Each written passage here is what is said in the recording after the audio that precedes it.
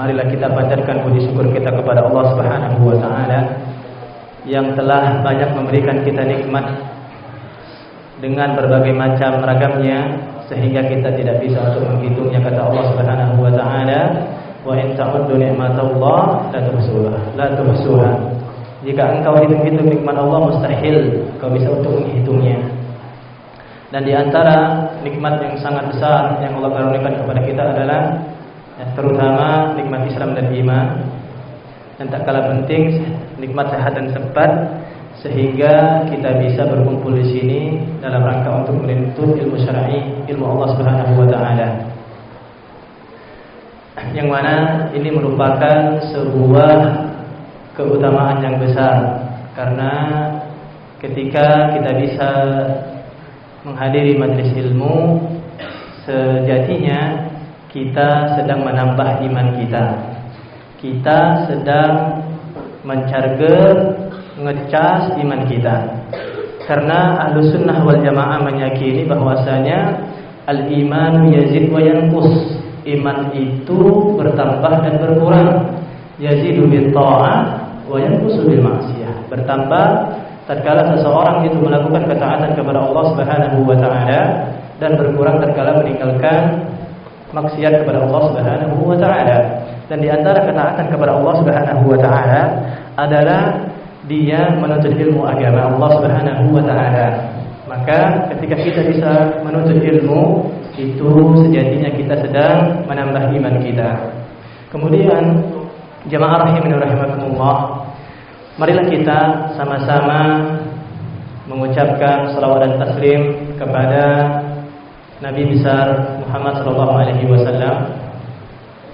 Allahumma salli ala Muhammad wa ala ali Muhammad. Semoga salawat Allah dan salamnya selalu terlimpahkan kepada beliau, keluarga beliau, sahabat-sahabat beliau, serta orang-orang yang berpegang teguh dengan sunnah beliau hingga hari kiamat kelak. Allahumma amin. Jemaah rahimani wa rahimakumullah. Di pertemuan yang lalu kita sudah membahas bahwasanya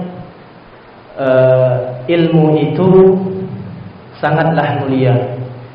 Karena ilmu ini mulia, maka ilmu itu tidak layak ditempatkan di hati yang kotor. Maka barang siapa yang ingin memiliki ilmu yang bermanfaat, maka bersihkan hatinya. Semakin hatinya bersih, maka kesempatan ilmu itu untuk masuk ke dalam hatinya itu semakin besar. Maka layak bagi kita untuk membersihkan hati kita. Dan ketahuilah jemaah rahimani wa rahimakumullah, seseorang itu tidak mungkin dapat memperbaiki hatinya jika dia tidak tahu cara atau tata cara bagaimana dia membersihkan hatinya. Maka sebelum kita membersihkan hati kita, maka kita ketahui dulu bagaimana cara kita untuk membersihkan hati kita. Namun jemaah, sebelum kita menjelaskan bagaimana cara atau cara membersihkan hati kita, perlu kita ketahui bersama bahwasanya memang syariat Islam, agama Islam ini sangatlah perhatian terhadap hati seseorang. Agama Islam itu sangat memiliki perhatian besar terhadap hati. Oleh karenanya Nabi Ibrahim alaihissalam pernah berdoa kepada Allah Subhanahu wa taala, "Wa la tukhzini yauma yub'atsun." Ya Allah, jangan engkau bangkitkan aku dalam keadaan yang hina. Yauma la yanfa'u mal wa la banun. Di hari itu tidak bermanfaat mal wa la banun, harta dan juga anak-anak. Illa man atallaha biqalbin salim, kecuali orang yang mendatangi Allah Subhanahu wa taala, orang yang menemui Allah Subhanahu wa taala Rabbul Izzati wal Jalalah dengan hati yang salim, dengan hati yang selamat, dengan hati yang bersih, bersih dari syirik, bersih dari syubhat, dari syahwat, dari kotoran-kotoran hati yang lainnya. Maka penting bagi kita semua untuk membersihkan hati kita. Maka jemaah rahimani wa rahimakumullah, dan memang ya, kebanyakan kita ini terjangkit penyakit hati. kebanyakan hati kita ini belum sehat 100%. Contoh, berapa sering ketika kita sholat, ternyata sholat kita tidak khusyuk. Kita lagi sholat di masjid, pikiran kita kemana-mana. Pikiran kita di lapangan, di asrama, di kebun misalnya. Maka berapa sering kita sholat tetapi kita tidak khusyuk. Contoh yang lain misalkan, mudah suzul sama orang, mudah benci sama orang, mudah dan seterusnya, mudah bosan kalau baca Al-Quran, baru baca Al-Quran sebentar udah bosan. Nah, ini beberapa faktor yang menunjukkan bahwasanya memang hati kita ini belum sehat 100%, belum sehat secara sempurna.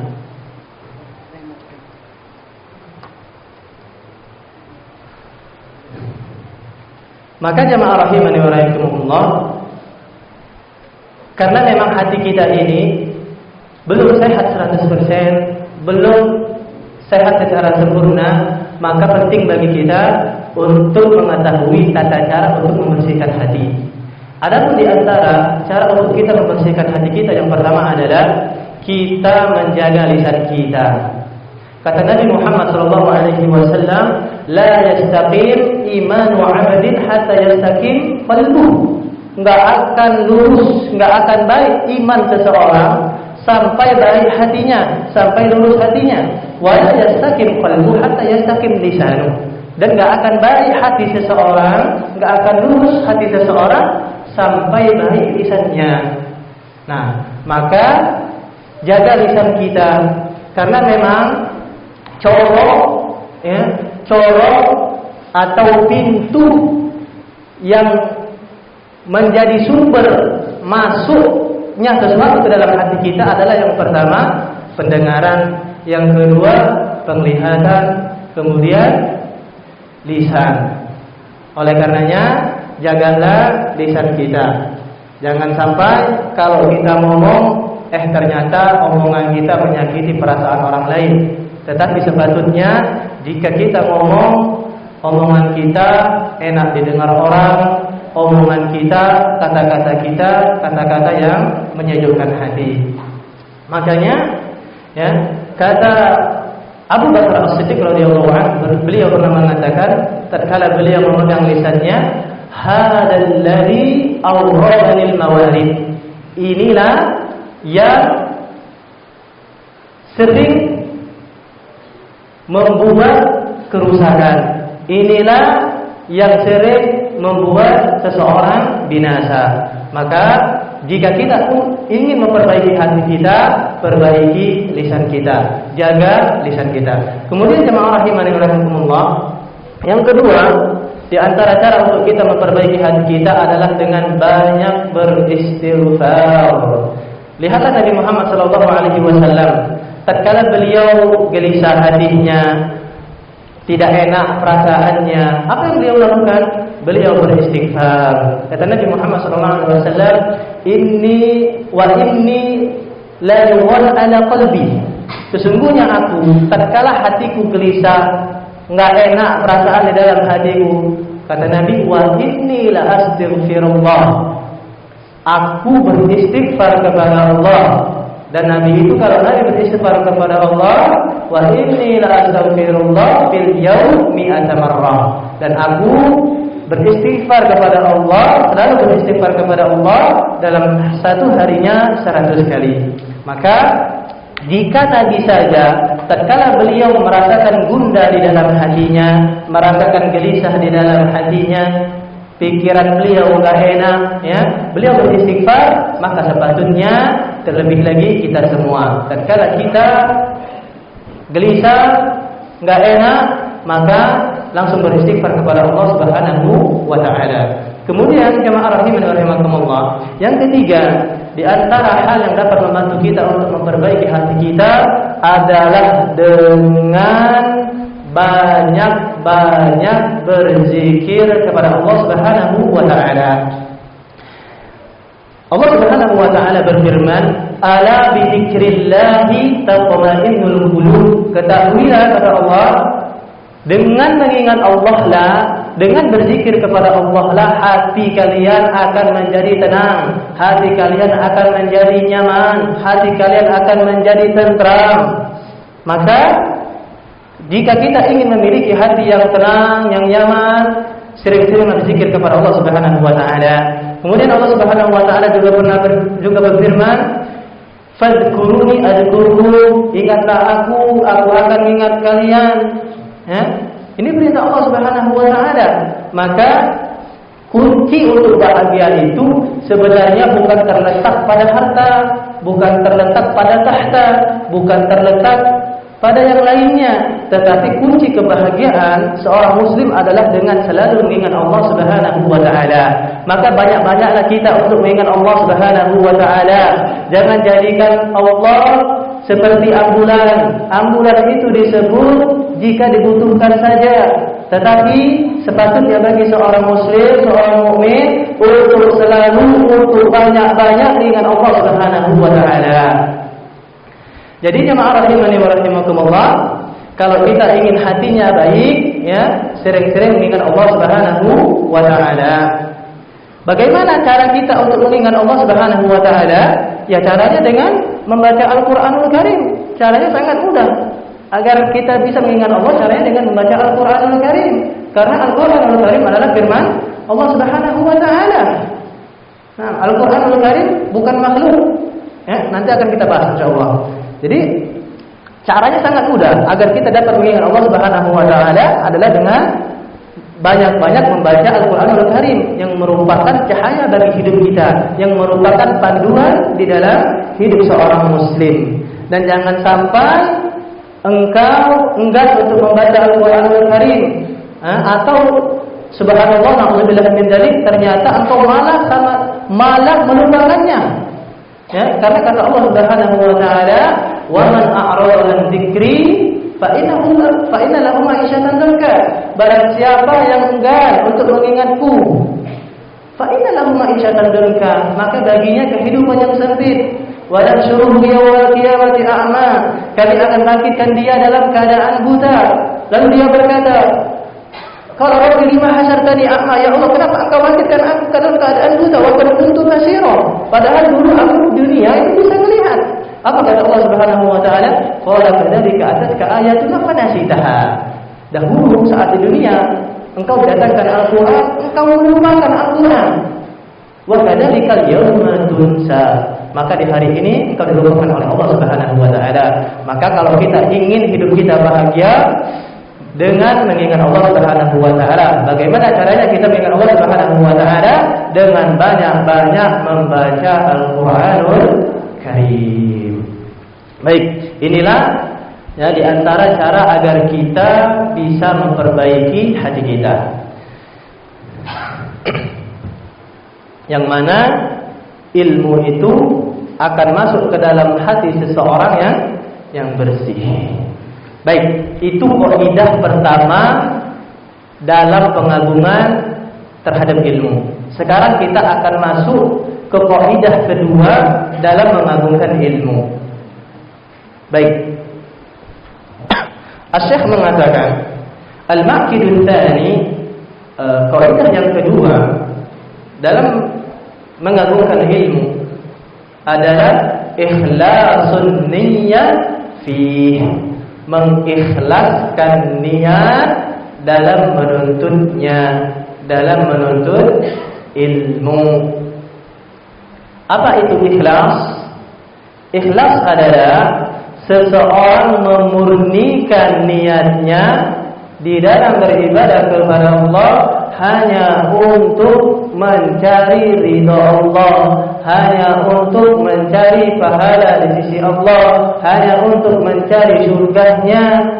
Al-muhim untuk Allah Subhanahu wa taala, bukan untuk selain Allah, bukan untuk malaikatnya, bukan untuk nabinya, bukan untuk orang saleh, apalagi wali majdud. Ya, dan seterusnya. Jadi hanya untuk Allah Subhanahu wa taala. Maka Ketika seseorang ingin ikhlas, maka dia harus meninggalkan penilaian manusia. Kenapa?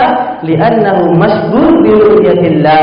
Karena dia sibuk mencari komentarnya Allah saja di dalam semua amalnya, di dalam semua ketaatannya kepada Allah. Artinya, jemaah rahimani wa rahimakumullah, dia itu meyakini bahwasanya tatkala dia beribadah, Allah Subhanahu wa taala melihat ibadahnya. Tatkala dia melakukan ketaatan kepada Allah, Allah Subhanahu wa taala melihat ketaatan yang dia lakukan.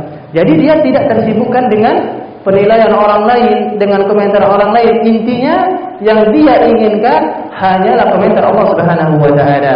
Oleh karena itu, jemaah rahimani wa rahimakumullah, jika ada seseorang yang sulit untuk ikhlas, nah ini menunjukkan, ini pertanda bahwasanya ihsan di dalam dirinya itu sudah terkikis, itu sudah sedikit demi sedikit menghilang darinya. Maka wajib bagi seorang muslim untuk tatkala dia beribadah kepada Allah Subhanahu wa taala, tatkala dia ingin ikhlas beribadah kepada Allah, dia menghadirkan perasaan ihsan, perasaan bahwasanya Allah Subhanahu wa taala melihat ibadah yang sedang ia lakukan kepada Allah Subhanahu wa taala. Jadi kata Syekh, penuntut ilmu itu harus mengikhlaskan niatnya. Apa itu niat? Niat itu adalah keinginan yang ada di dalam hati. Artinya niat itu tidak dilafazkan. Kalau ada seseorang yang melafazkan niat, maka sesungguhnya itu adalah perkara yang diada-adakan di dalam agama Islam, di dalam syariat Islam. Karena Nabi Muhammad SAW tidak pernah melakukannya, tidak pernah melafazkan niat. Dan kaidah di dalam syariat kita mengatakan tarkun nabi li syai' ma'as sabab yadullu ala annahu laisa bimasyru'. Ketika Nabi Muhammad SAW meninggalkan sesuatu, padahal ada sebab bagi Nabi untuk melakukan sesuatu tersebut, yadullu ala annahu laisa bimasyru'. Ini menunjukkan bahwasanya sesuatu tersebut tidaklah disyariatkan. Nabi Muhammad SAW memiliki sebab untuk melafazkan niat, tetapi apakah Nabi SAW melakukannya? Oh, ternyata Nabi Muhammad SAW tidak melakukannya. Artinya talaffuz bin-niyah itu tidak disyariatkan di dalam agama kita. Jadi jemaah rahimani wa rahimakumullah, terutama para santri, kalau kita menginginkan ilmu yang bermanfaat, selalu ikhlaskan niatmu dalam menghafal, dalam belajar bersama ustaznya di kelas, dalam memahami, dalam murojaah dan seterusnya. Ikhlaskan niat. Karena kata Nabi Muhammad SAW, barang siapa yang menuntut ilmu agama, yang mempelajari ilmu agama, tetapi niatnya bukan untuk Allah, tetapi untuk mencari dunia, maka apa akibatnya? Dia tidak akan bisa untuk mencium bau wangi surga. Kata Nabi Muhammad SAW, man ta'allama ilman mimma yabtaghu bihi wajhullah la yata'allamu illa yusaba bihi 'ardan min ad-dunya lam yajid 'arafal jannah. Barang siapa yang menuntut ilmu, seharusnya dia menuntut ilmu karena Allah, ternyata dia menuntut ilmu untuk dunia, untuk uang misalkan, untuk dapat jabatan misalkan, untuk dan dunia lainnya, maka dia tidak akan bisa untuk mencium wanginya surga. Oleh karenanya, ketika kita menuntut ilmu, yang harus kita tanamkan pada diri kita adalah mengikhlaskan niat kita bahwasanya kita menuntut ilmu ini hanya semata-mata untuk mencari ridha Allah Subhanahu wa taala. Begitu juga misalkan bukan untuk orang yang menuntut ilmu saja, tetapi orang yang membantu untuk penyebaran ilmu, baik itu di masjidnya, baik itu di pesantrennya, maka dia harus niatkan bahwasanya dia membantu untuk penyebaran ilmu ini hanya semata-mata untuk mencari ridha Allah Subhanahu wa taala. Baik, kata Syekh Hafizahullah, kata Syekh Hafizahullah, Inna ikhlasul a'mal asasu qabuliha. Sesungguhnya mengikhlaskan amalan, mengikhlaskan dalam perjalanan menuntut ilmu itu adalah fondasi agar amalan ini diterima di sisi Allah Subhanahu wa taala, wa sullamu wusuliha, dan tangga agar bisa mencapai Allah Subhanahu wa taala. Apa dalilnya? Dalilnya di dalam Al-Qur'an Allah Subhanahu wa taala berfirman, "Wa ma umiru," dan tidaklah mereka diperintahkan illa liya'budullaha mukhlishin lahuddin, kecuali mereka beribadah, mereka melakukan ketaatan kepada Allah mukhlishin lahuddin, dengan mengikhlaskan niat mereka hunafa, condong kepada tauhid. Ini dari Al-Qur'an bahwasanya tatkala kita melakukan ketaatan kepada Allah, di antaranya menuntut ilmu adalah dengan mengikhlaskan niat. Kita harus mengikhlaskan niat kita untuk semata-mata untuk Allah Subhanahu wa taala. Kemudian dari hadis Nabi Muhammad sallallahu alaihi wasallam adalah sabda beliau sallallahu alaihi wasallam. Beliau bersabda, "Al-a'mal binniyah." Amalan itu tergantung dengan niat. Nah, amalan itu tergantung dengan niat. Jadi di sini Nabi ingin menjelaskan bahwasanya syarat agar suatu ibadah itu menjadi sah, agar suatu ibadah itu diterima di sisi Allah adalah niat. Maka tidak sah, tidak menjadi suatu perbuatan itu menjadi ibadah ketika niatnya bukan untuk Allah Subhanahu wa taala. Dan niat ini jemaah rahimani wa rahimakumullah memiliki sangat banyak fungsi, sangat banyak manfaat. Di antaranya jemaah rahimani wa rahimakumullah, niat ini dapat membedakan antara dua ibadah. Misal, ada seseorang sholat 4 rakaat. Seorang musafir misalkan, dia qadarullah belum sempat untuk melakukan sholat zuhur, maka ya, dia sholat 4 rakaat. Ya, jadi ini dapat membedakannya apakah dia ini dengan niatnya tersebut sholat zuhur atau sholat asar. Misal ada seorang puasa di luar bulan Ramadan, maka niat ini bisa menjadi fungsi yang membedakan apakah dia ini puasa qadha atau puasa sunnah. Itu yang pertama. Di antara fungsi niat yang kedua adalah niat ini dapat membedakan antara ibadah dengan kebiasaan. Contoh, ada orang puasa, ya, ada orang misalkan dalam satu hari nggak makan. Nah, nggak makan. Kalau dia niatnya untuk diet misalkan, ya, maka ini adalah kebiasaan. Tetapi kalau dia niatkan untuk puasa, maka ini adalah ibadah kepada Allah Subhanahu wa taala. Misalkan ada orang mandi, ya. Mandi ini kebiasaan, setiap orang mandi. Tetapi kalau misalkan dia mandi, dia niatkan untuk misalkan kalau dia mandi, ya, dia belajar saat sekolah KBM-nya itu semangat. Nah, maka ini bernilai ibadah di sisi Allah Subhanahu wa taala. Kemudian di antara fungsi yang niat yang lain adalah menjadikan kebiasaan sebagai ibadah.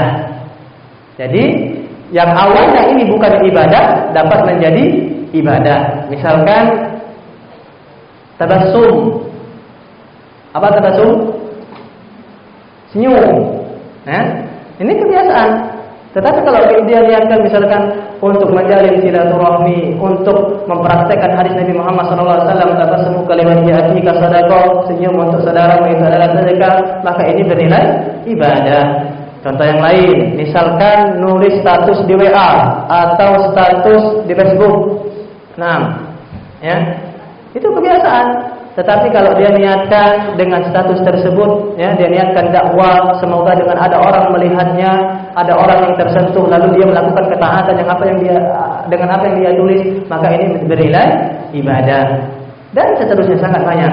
Makan, minum, kalau kita niatkan untuk Allah, ya, agar kita bisa semangat belajar, semangat ibadah, ini juga merupakan ibadah. Kemudian jemaah rahimani rahimakumullah, di antara fungsi niat adalah niat ini memberikan seseorang pahala walaupun dia belum mengerjakannya. Contoh, santri ya, santri setelah belajar malam, ya, langsung tidur, ya, langsung tidur. Tentunya wudhu dulu, ya, ke hammam, wudhu, kemudian baca doa, tidur dengan niat, ya, kenapa tidur cepat untuk sholat tahajud, ya, dan benar-benar bertekad, ya, berkeinginan untuk sholat tahajud. Ternyata bangunnya saat azan subuh.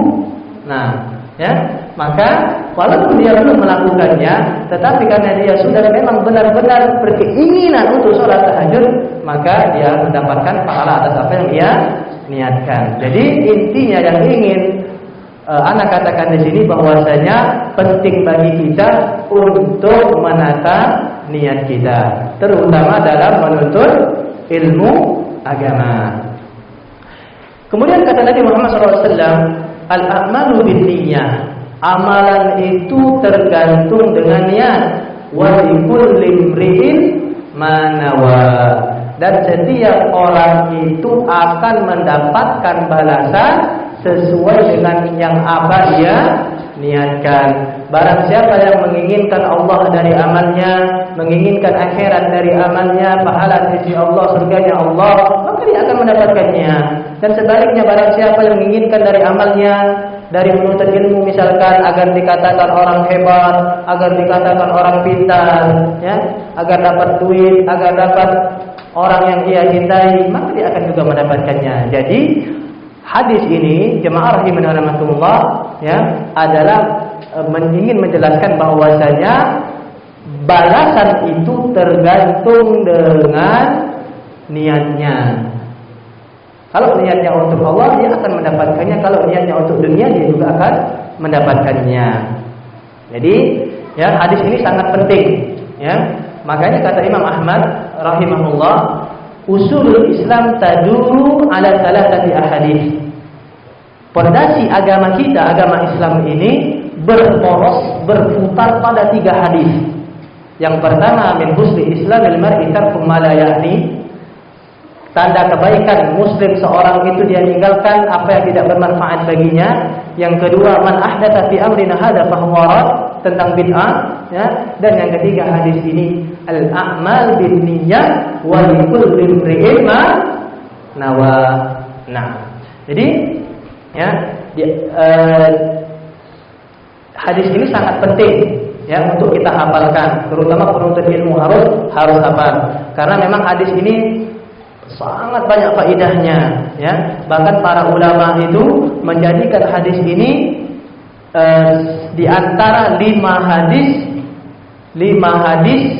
di dalam kaidah 5 hadis besar di dalam kaidah permasalahan persoalan fikih, ya. Jadi ada 5 kaidah besar di dalam persoalan fikih, di antaranya hadis ini. Yang mana hadis ini nanti ada kaidahnya, al-umuru bimaqasidiha. Segala hal itu tergantung keinginannya, niatnya. Nah, banyak hadis, ada 5. La yajulu bi syar'al al-adab muhakkam dan yang lain. Jadi jemaah rahimani rahimakumullah, ana ulangi, setiap amalan itu tergantung dengan niatnya. Tetapi ada 3 hal yang tidak disyaratkan niat. 3 hal ini sah walaupun tanpa niat, tetapi enggak berpahala. Apa? Ya, 3 hal ini sah. Nah, yang pertama adalah ibadah yang tidak bercampur kebiasaan. Ibadah yang tidak menyerupai ibadah tersebut kebiasaan. Contoh, al-iman billah, beriman kepada Allah. Enggak ada kebiasaan, ya? Nah, jadi ketika kita beriman kepada Allah, kita tidak butuh niat. Atau misalkan bertasbih, bertahlil, subhanallah la ilaha illallah, itu tidak ada kebiasaan yang merupainya. Nah, kemudian yang kedua, at-turuk, meninggalkan perkara-perkara yang haram, misalkan meninggalkan zina, ini tidak perlu niat, baru dikatakan sah dia meninggalkan zina. Paham itu? Telat? Paham itu lah, Asid. Jadi seseorang ketika meninggalkan zina baru dikatakan sah, itu tidak perlu niat. Nah, misalkan menghilangkan najis baru sah, baru dikatakan sah. Najis itu hilang kalau niatnya tidak. Nah, kenapa? Karena tujuannya sudah terrealisasi. Ya. Kemudian yang ketiga, at-talaq, mengucapkan kalimat talak walaupun tanpa niat, tolaknya jatuh. Nah,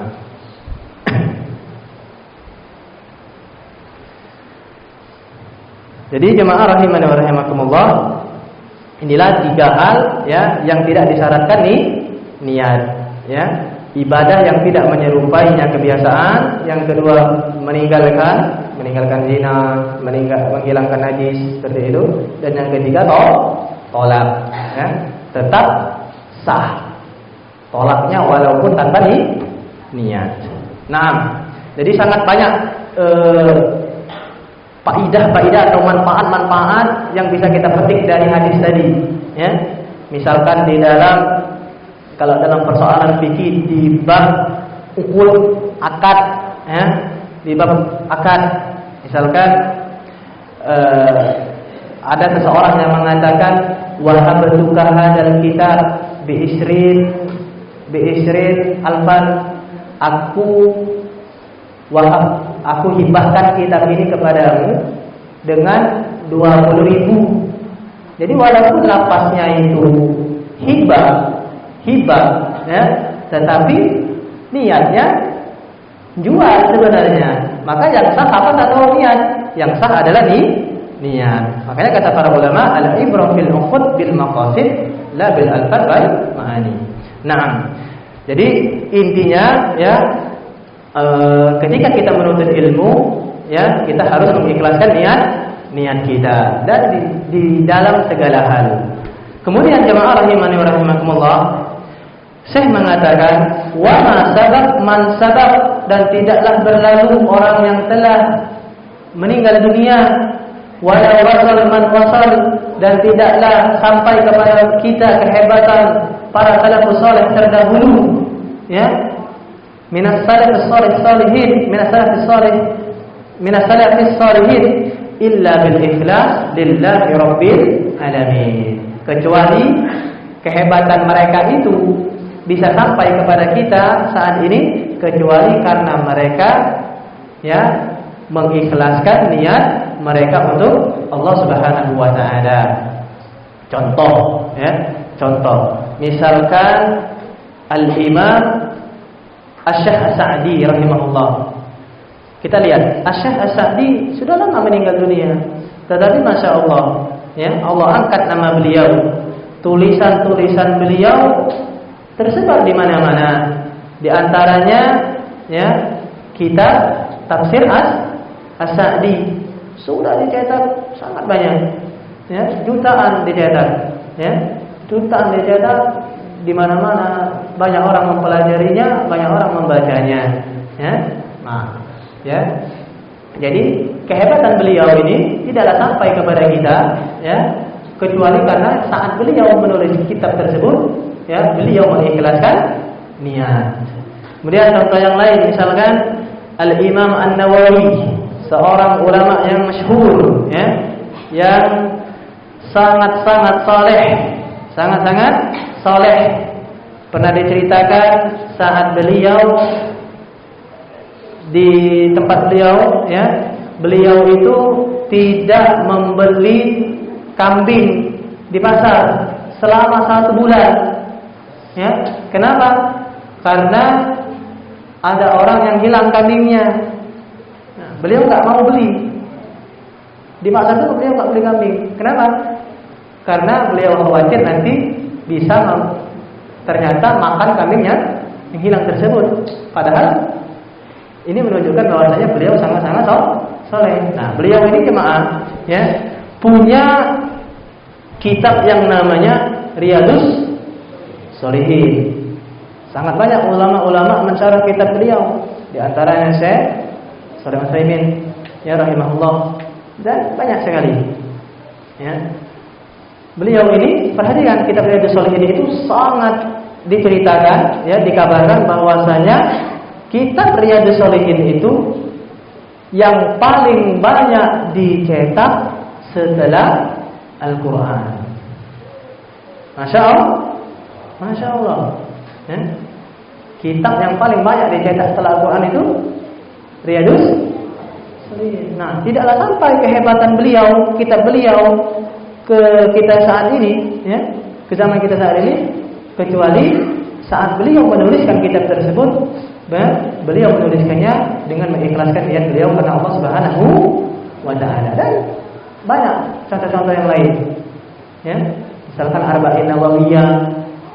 Nah, Arba'in Nawawiyah banyak, kitab Arba'in itu banyak, ya, tapi yang sekarang ini banyak dipelajari Arba'in Nawawiyah. Nah, kenapa kitab beliau yang saat ini sampai kepada kita? Tidaklah ya kecuali karena beliau mengikhlaskan niatnya tatkala menulis kitab tersebut. Nah. Baik, jemaah rahimani wa rahimakumullah. Jadi ya, setelah penulis kitab al-muallif ya hafizahullah menuliskan dalil tentang ikhlas dari Al-Quran, kemudian dalil tentang ikhlas dari hadis Nabi, ya, kemudian dari para salafus saleh, ya. Beliau di sini ingin menjelaskan bahwasanya memang ikhlas ini adalah perkara yang sangat-sangat penting. Ya. Makanya kata Al-Imam Malik bin Anas, ya, kata Al-Imam Malik, beliau pernah mengatakan, "Man kana ya'malu lillah fahuwa yabqa." Barang siapa yang melakukan sesuatu karena Allah Subhanahu wa Ta'ala, maka akan kekal. Itu yang beliau ungkapkan tatkala beliau menulis kitab beliau apa nama kitab beliau? Al-Muwatta. Al-Muwatta hada laisa wahid wa innama huwa muwatta'at. Kitab Muwatta itu bukan satu, banyak kitab Muwatta itu. Tetapi apa? Kitab Muwatta yang sampai kepada kita saat ini kitab Muwatta yang Imam Malik. Sahih? Makanya benar kata beliau, "Man kana ya'mal lillah fayaqqa." Barang siapa yang melakukan sesuatu karena Allah Subhanahu wa Ta'ala, maka akan kekal. Nah, dan sangat-sangat banyak contoh yang lain. Kisah Al-Mawardi rahimahullah misalkan. Nah, dan masih banyak ya contoh-contoh yang lain ya dari para ulama salaf kita terdahulu tentang keikhlasan. Nah, kemudian kata mu'allif hafizahullah, qala Abu Bakar Al-Marrudi, berkata Abu Bakar Al-Marrudi, sami'tu rajulan yaqulu li Abi Abdillah, aku pernah mendengarkan seseorang mengatakan kepada Abu Abdillah. Siapa itu Abu Abdillah? Al-Imam Ahmad bin Hanbal, salah seorang ulama mazhab. Beliau dilahirkan di Baghdad. Julukan beliau Imam Ahli Sunnah. Kenapa? Bukannya ulama kita dulu banyak, tapi kenapa beliau yang dijuluki ulama Ahli Sunnah? Ya, karena keteguhan beliau ya, dalam menjaga akidah dan sunnah Nabi Muhammad sallallahu alaihi wasallam. Ya. Kok bisa Ustaz? Ya, karena dahulu pada masa kekhalifahan Abbasiyah, ya, ada khalifah yang bernama Al-Ma'mun, ya, yang mengatakan bahwasanya, ya, beliau di sisi Ma'mun ini banyak orang-orang Mu'tazilah, ya, banyak orang-orang Mu'tazilah, mereka mengatakan bahwasanya Al-Qur'an makhluk. Al-Qur'an makhluk. Padahal Al-Qur'an kalamullah. Mereka mengatakan Al-Quran ini makhluk. Artinya, kalau makhluk ya sama saja dengan kitab-kitab yang lain. Enggak ada istimewanya. Ya, sama saja. Nah, dan mereka memaksa Imam Ahmad bin Hanbal untuk mengatakan Al-Quran makhluk. Ya. Makanya di zaman Mu'tasim, ya, setelah Ma'mun ini Mu'tasim, apa? Al-Imam Ahmad dicambuk sampai beliau pingsan. Ya. Lalu setelah beliau sadar, ditanya lagi, mau gak kamu ini mengatakan Al-Quran ini makhluk? Enggak mau, tetap mengatakan Al-Quran ini kalamullah, firman Allah. Lalu diambil kayu besar, ya, ditaruh di sini beliau, dekat leher beliau. Lalu beliau juga pingsan. Nah, karena itulah, ya, beliau dijuluki Imam Ahli Sunnah. Kenapa? Karena keteguhan beliau dalam menjaga akidah dan sunnah Nabi Muhammad SAW. Nah, azan ya. Baik, tafadhal al-muadzin al-adhan.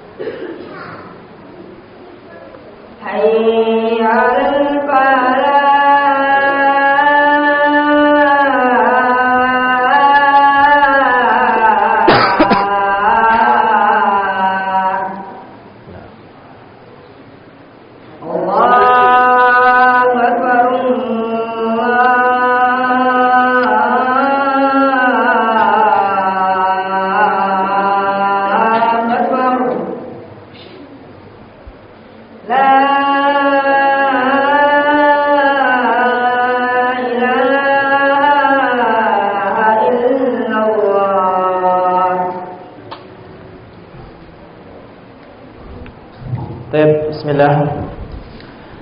Jadi lagi ada 3 amalan yang tidak disyariatkan, yang tidak disyaratkan untuk niat. Yang pertama, ibadah yang tidak ada kebiasaan yang menyerupainya, seperti iman kepada Allah, walaupun tanpa niat tetap sah dan berpahala. Kemudian meninggalkan, seperti orang meninggalkan zina, walaupun tanpa niat tetap sah dan dapat pahala ketika ia mengingatkan. Kemudian yang ketiga, tolak, mengucapkan tolak. Ya, tolak itu walaupun tanpa niat tetap sah. Baik. Kata Abu Bakar Al-Marudi, aku pernah mendengar seseorang berkata kepada Al-Imam Ahmad, ya, tentang sidq wal ikhlas, kejujuran dan ikhlas. Maka apa jawaban beliau rahimahullah? Faqala Abu Abdullah, ya, Al-Imam Ahmad menjawab, bihadar tafa'al qaum. Dengan inilah suatu kaum itu diangkat derajatnya oleh Allah Subhanahu wa taala. Dengan ikhlas inilah seseorang itu akan mendapatkan kedudukan tinggi di sisi Allah Subhanahu wa taala. Jadi, innama yanalul mar'u ala qadri ikhlasihi. Seseorang itu akan mendapatkan ilmu sesuai dengan kadar keikhlasan hatinya. Semakin hatinya ikhlas dalam menuntut ilmu, maka ilmu itu akan semakin berkah. Nah, lalu kata Syekh, wal ikhlas fil ilmi yaqum ala arba'ati usul. Ikhlas dalam menuntut ilmu itu ada 4, ya. Biha tatahaqqaq niyatul ilmi lil muta'allim idza qasadaha. Dengan 4 ini, ya, akan terrealisasi niat seorang penuntut ilmu dalam menuntut ilmu jika ia niatkan. Apa itu 4 tersebut? Al-awwal raf'ul jahli an nafsihi. Ketika seseorang menuntut ilmu, hendaklah ia niatkan mengangkat kebodohan dari dirinya. Bagaimana caranya? Caranya dengan dia meniatkan mengetahui perintah-perintah Allah dan meninggalkan larangan-larangan Allah. Ini yang pertama. Jadi ketika kita menuntut ilmu, yang harus kita niatkan apa? Kita menuntut ilmu untuk menghilangkan kebodohan dari diri kita. Itu yang pertama. Yang kedua, raf'ul jahli 'anil khalq. Menghilangkan kebodohan dari orang lain. Bagaimana caranya? Dengan mengajarkan kepada mereka kemaslahatan, kebaikan dunia dan akhirat mereka. Itu yang kedua. Yang ketiga, ihya'ul ilmi. Tatkala kita menuntut ilmu, yang harus kita niatkan apa? Kita menuntut ilmu untuk menghidupkan ilmu, agar ilmu ini tidak hilang, agar ilmu ini tidak punah. Itu yang ketiga. Dan yang keempat, al-amalu bil ilmi. Ketika kita menuntut ilmu, yang harus kita niatkan apa? Al-amalu bil ilmi. Kita menuntut ilmu, dan ini yang terpenting untuk kita amalkan. Jadi ketika kita menuntut ilmu, niatkan 4 hal ini. Yang pertama, mengangkat kebodohan, menghilangkan kebodohan dari diri kita. Yang kedua, menghilangkan kebodohan dari orang lain dengan cara mendakwahi mereka. Ingat, ya, ketika kita sudah mengamalkan, kita dakwahkan ilmu yang kita punya kepada orang lain. Ketiga, kita menuntut ilmu untuk menghidupkan ilmu ini, ya, jangan sampai ilmu ini hilang, ya. Makanya kalau ada pelajaran faraid nanti di ma'had, ya, harus semangat, karena pelajaran faraid itu, ya, di antara pelajaran, ya, yang sudah hampir hilang. Kenapa? Karena sedikit orang yang mau mempelajarinya. Kemudian yang keempat, ya, dan ini yang paling penting, ketika kita menuntut ilmu, kita niatkan bahwasanya ilmu yang kita dapatkan akan kita amalkan. Nah, wa qad kana salaf yaqafun fawatal ikhlas fi talabihimul ilm. Para salaf terdahulu, mereka itu sangat takut kalau tidak ikhlas dalam menuntut ilmu. fayatawarraun aniddiaihi. Ya. Makanya mereka saking takutnya kalau mereka itu nuntut ilmu ternyata tidak ikhlas, mereka apa? Mereka enggan mengakui diri mereka ikhlas dalam menuntut ilmu. Saking takutnya mereka seperti itu. Ngakui dia ikhlas dalam menuntut ilmu saja mereka tidak mau. Kenapa? Karena mereka khawatir kalau mereka mengakui ikhlas dalam menuntut ilmu, khawatirnya karena pengakuan tersebut mereka tidak ikhlas. Makanya mereka tidak mau mengakui bahwasanya mereka menuntut ilmu ikhlas. Nah, annahum lam yuhaqqiqu fi qulubihim, bukan karena mereka tidak ikhlas menuntut ilmu. Tapi kenapa? Saking mereka itu ya hati-hatinya terhadap ikhlas dalam menuntut ilmu. Contoh misalkan ya Al-Imam Ahmad, beliau rahimahullah pernah ditanya, "Hal talabtal ilma lillah?" Wahai Imam, apakah engkau menuntut ilmu karena Allah? Perhatikan apa kata Imam Ahmad. Lillahi aziz. Perkara ikhlas itu berat. Walakinnahu syai' hubbiba ilayya fatalabtuhu. Ya. Ya, tetapi itu ya merupakan sesuatu yang harus aku cintai. Maka aku pun menuntutnya. Jadi saat beliau ditanya, wahai Imam, apakah engkau ikhlas dalam menuntut ilmu? Beliau enggak ngomong, "Na'am," tebakan. Ya? Beliau tidak mau mengakui dirinya ikhlas, ya. Tapi bukan karena beliau tidak ikhlas, bukan. Tetapi ya bentuk kehati-hatian beliau, ya. Bentuk kehati-hatian beliau jangan sampai beliau menuntut ilmu tidak ikhlas, ya. Kalau sekelas Imam Ahmad saja seperti itu, ya, terlebih kita. Kalau kita nuntut ilmu, ya, jangan, atau misalkan jangan ilmu saja, ibadah, ya, tentang ibadah juga, jangan dikit-dikit update status. Alhamdulillah, sholat Jumat, alhamdulillah sudah sholat Jumat, ya. Atau misalkan, alhamdulillah Allah bangunkan saya tengah malam salat tahajud. Update status. Ya. Jangan. Kenapa? Ya, para ulama salaf kita terdahulu tidak mau mengakui diri mereka ikhlas. Nanti akan kita bahas. Kemudian kata Syekh, "Wa man daya al-ikhlas fatahu ilmun katsir wa khairun wafir." Dan ketahuilah siapa yang tidak ikhlas ya dalam melakukan ketaatan kepada Allah, dalam melakukan ibadah kepada Allah, maka dalam menuntut ilmu ya, maka apa?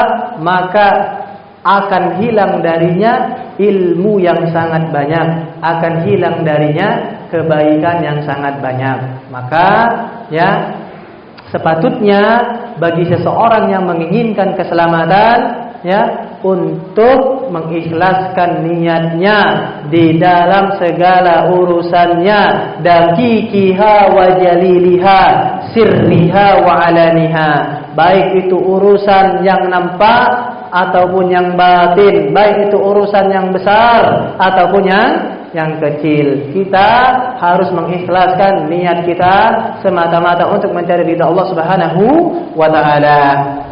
Dan jemaah rahimani rahimakumullah, yahmil ala hadza tafaqqud syiddatu mu'alajatin niyyah. Kata Syekh, ya, kalau kita ingin ikhlas di dalam segala urusan kita, ya,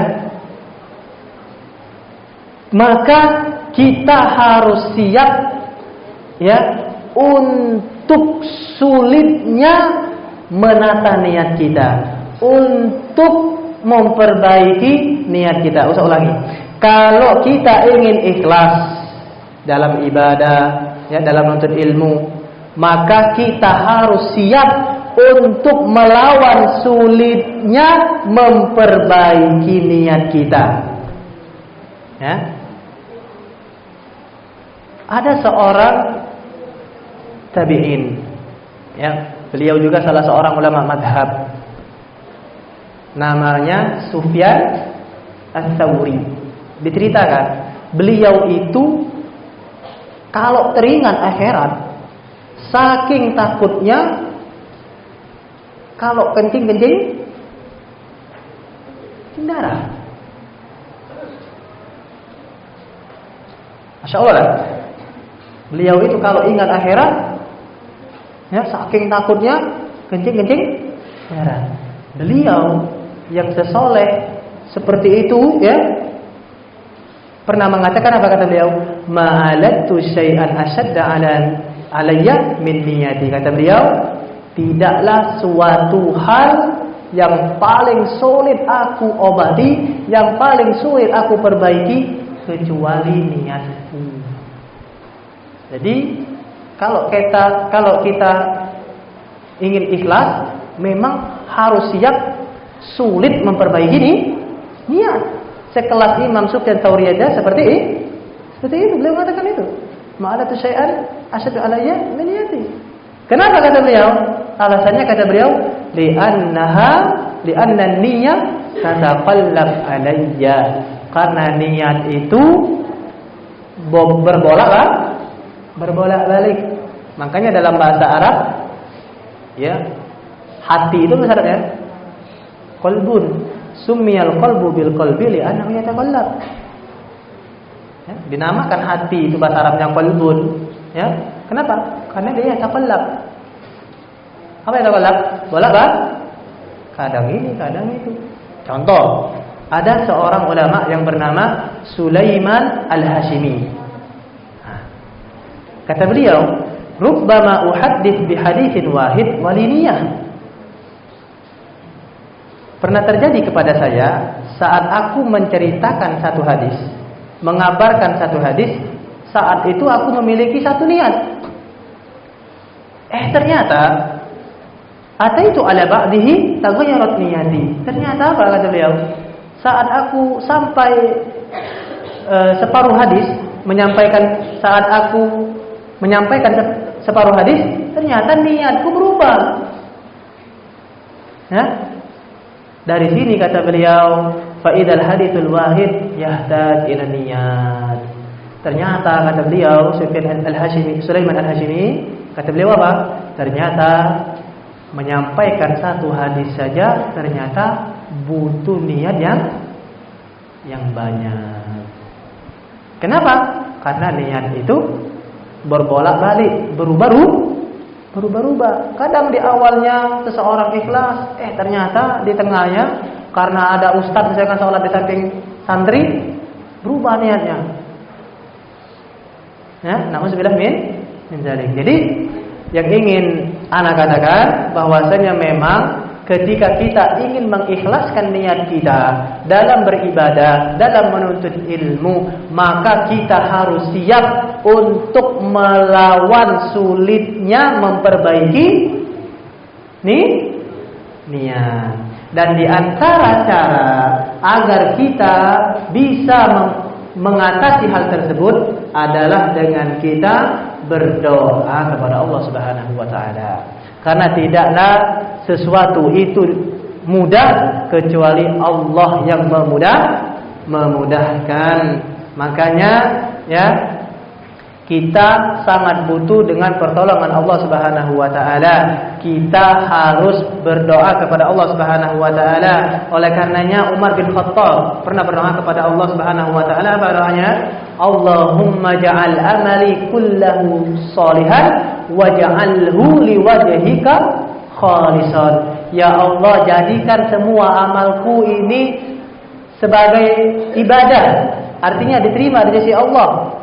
Waj'alhu liwajhika khalisan, dan jadikan ikhlas hanya untuk mencari ridhamu.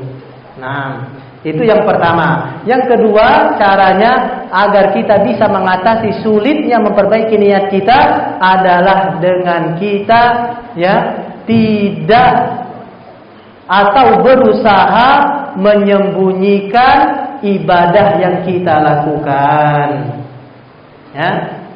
Tadi Ustaz sudah beri contoh. Ya, jangan dikit-dikit ibadah itu kita beritahukan, kita publish kepada orang lain. Nah, kenapa? Karena ya ketika kita suka pamer akan ibadah-ibadah, ketaatan-ketaatan yang kita lakukan, ya, itu akan sangat-sangat mudah, ya, bocor keikhlasan kita.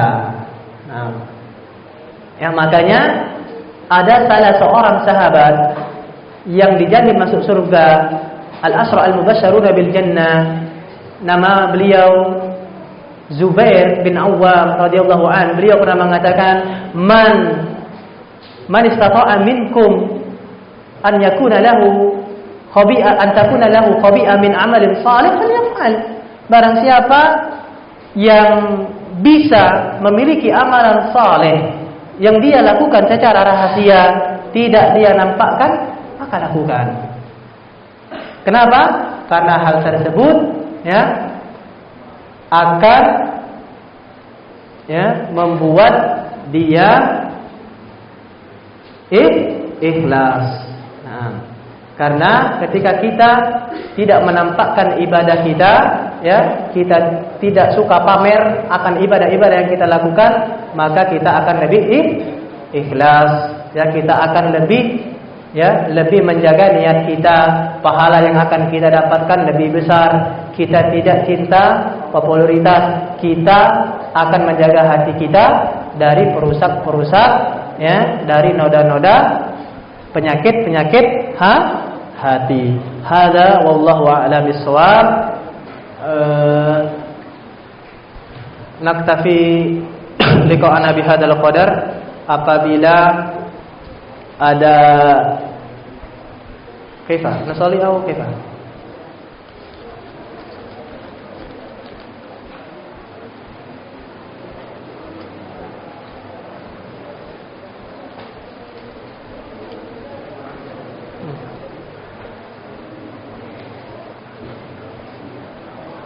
Nah, Ustaz,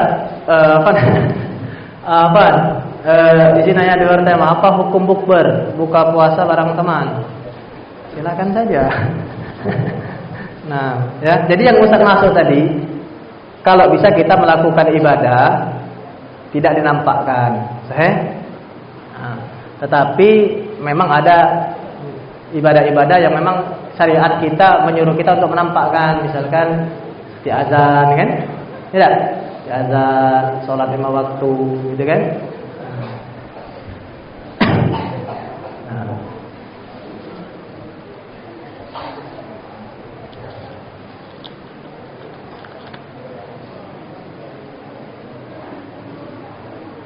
Tapi niatkan kalau lagi bukber, karena bentar lagi bulan Ramadan juga, ya, insyaallah. Allahumma barik Ramadan, ya Allah sampaikan kami bulan Ramadan. Tapi niatkan kita bukber itu untuk memperkuat ukhuwah. Nah, bukan hanya sekedar canda-canda, poya-poya gitu, ya.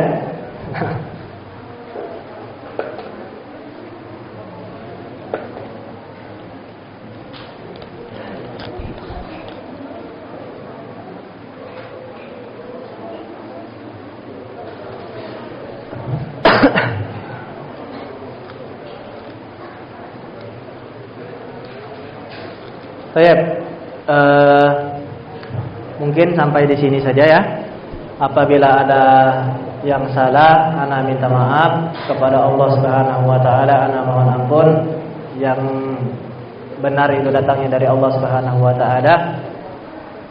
Kita akhiri subhanakallahumma bihamdika